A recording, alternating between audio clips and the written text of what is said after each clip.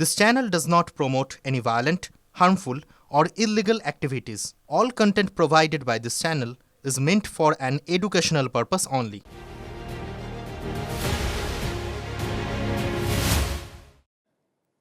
স্বাগত আরো একবার আপনাদের টিভি9 বাংলায়। দেখুন, যুদ্ধের দশম দিন আর এই দশম দিনে ফের বাজারে অশনি সংকেত। তেলের বাজারে আরো আগুন। এক ধাক্কায় অপরিশোধিত তেলের মূল্য বৃদ্ধি 30%।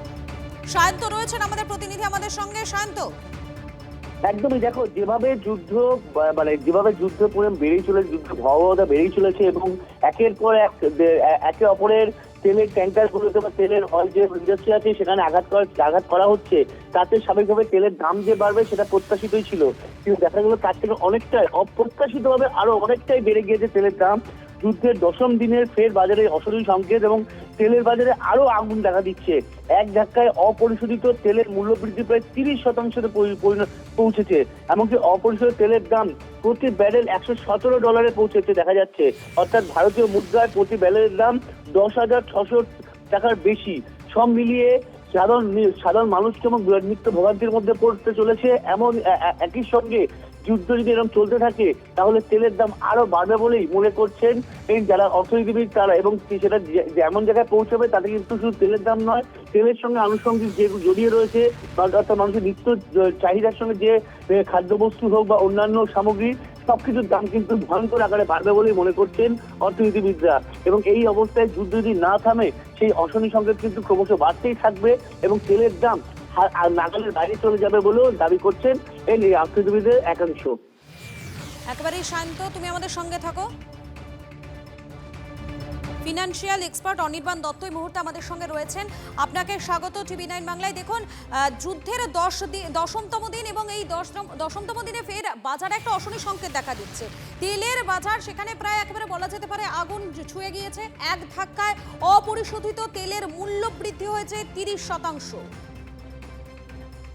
না দেখুন, এটা অবশ্যম্ভাবী ছিল এবং যুদ্ধের প্রথম দিন থেকেই বলা হচ্ছিল যে এমন একটা জায়গায় যুদ্ধ লেগেছে এবং যুদ্ধেতে যে সমস্ত দেশ অংশগ্রহণ করেছে এবং যারা ইম্প্যাক্টেড হচ্ছে, এবং সব থেকে বড় কথা হচ্ছে মধ্যপ্রাচ্যের আপনারা জানেন মধ্যপ্রাচ্য হচ্ছে আমাদের আন্তর্জাতিক বাজারে তেলের ভরকেন্দ্র। সেই জায়গাটাতে যখন গন্ডগোল হচ্ছে, হরমুজ প্রণালী যখন বন্ধ করে দেওয়া হচ্ছে, তখন তেলের যোগান সেটা অপ্রতুল হয়ে পড়বে এবং আপনারা জানেন যে কোনো জিনিসের যোগান যদি বাধাপ্রাপ্ত হয় তাহলে জিনিসের দাম বাড়বে। কিন্তু এটা রকেট গতিতে বেড়েছে এবং আগামী দিনে এটা কোন গতিপথ নেবে আমরা বুঝতে পারছি না, কারণ আন্তর্জাতিক বাজারে তেলের দামটা যে জায়গাতে ছিল সেই জায়গাতে 30%-এর উপর বেড়ে গেছে অলরেডি। এবং আপনারা দেখবেন যে আগামী কয়েকদিনের মধ্যে যুদ্ধ বন্ধ হওয়ার কোনো সম্ভাবনা নেই এবং এই তেলের অপ্রতুলতাটা বজায় থাকবে। এবং ভারতবর্ষের মতো দেশে যেখানে আমরা প্রায় 88% মতো তেল আমদানি করি, আমাদের পুরোটাই কিন্তু এই সব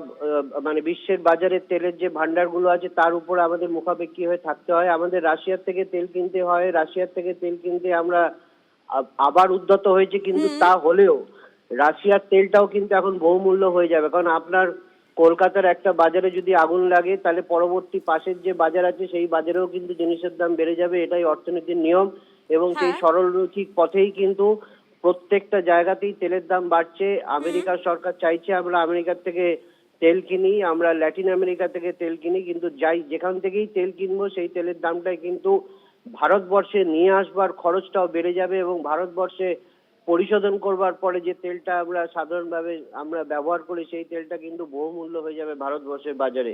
এবং ভারতবর্ষের সরকারের উপরে একটা কোষাগারের চাপ পড়ছে। আপনারা জানেন যে অলরেডি গ্যাসের দামটাকে সরকার বাড়িয়ে দিয়েছে, কিন্তু আমি চাইবো আগামী দিনে সরকার এই চাপটা নিজের কাছে রাখতে চাক, কারণ না হলে জনগণের উপরে যদি এই বাড়তি চাপটা ফেলে দেওয়া হয় তাহলে বাজার অগ্নিমূল্য হয়ে যাবে। ভারতবর্ষের বাজার অর্থনীতির পুরোটাই আমাদের জ্বালানি সমৃদ্ধ এবং জ্বালানি যদি বেড়ে যায়, তেল আর পেট্রোল ডিজেলের দাম যদি বেড়ে যায় তাহলে যে কোনো জিনিসের দাম বেড়ে যায়। আমরা এটা দেখেছি। ভারতবর্ষের যারা কেন্দ্রীয় সংস্থাতে কেন্দ্রীয় সরকারে আছেন তারা নিশ্চয়ই অল্টারনেটিভ অ্যারেঞ্জমেন্ট করবার চেষ্টা করছেন, কিন্তু যুদ্ধটাকে থামাতে হবে। যুদ্ধ যদি চলতে থাকে তাহলে কিন্তু এই তেলের সাপ্লাইটা অপ্রতুল হয়ে পড়বে এবং এটা দিনকে দিন তেলের দামটা বাড়তে থাকবে। ভারতবর্ষের অর্থনীতিতে আমরা এর আগে দেখেছি $139 পার ব্যারেল হয়ে গেছিল রাশিয়া ইউক্রেন যুদ্ধের সময়। তারপরে আমরা দেখেছিলাম ওই সময় ভারতবর্ষের সরকার তেলের দাম বাড়িয়েছিল, কিন্তু আন্তর্জাতিক বাজারে তেলের দাম কিন্তু তারপরে আবার স্টেবিলাইজ হয়েছিল, তারপরেও কিন্তু তেলের দাম কমেনি তখন। তো এরপরে এই সময় যদি দাঁড়িয়ে যদি সরকার আবার তেলের দাম বাড়ায়, তাহলে আমি বলবো জনগণকে কষ্ট দেওয়া হবে।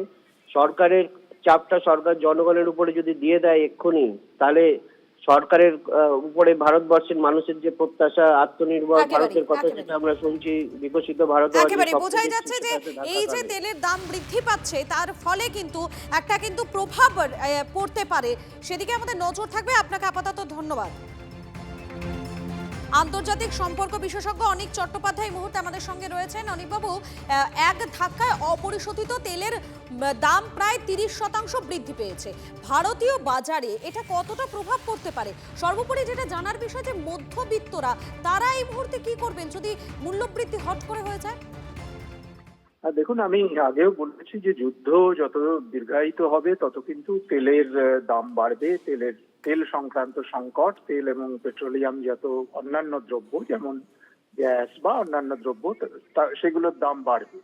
এবং এই আরেকটা কথা, হরমুজ প্রণালী বন্ধ ছিল, এখনো হরমুজ প্রণালী দিয়ে যাতায়াত খুব স্বচ্ছন্দ হয়নি।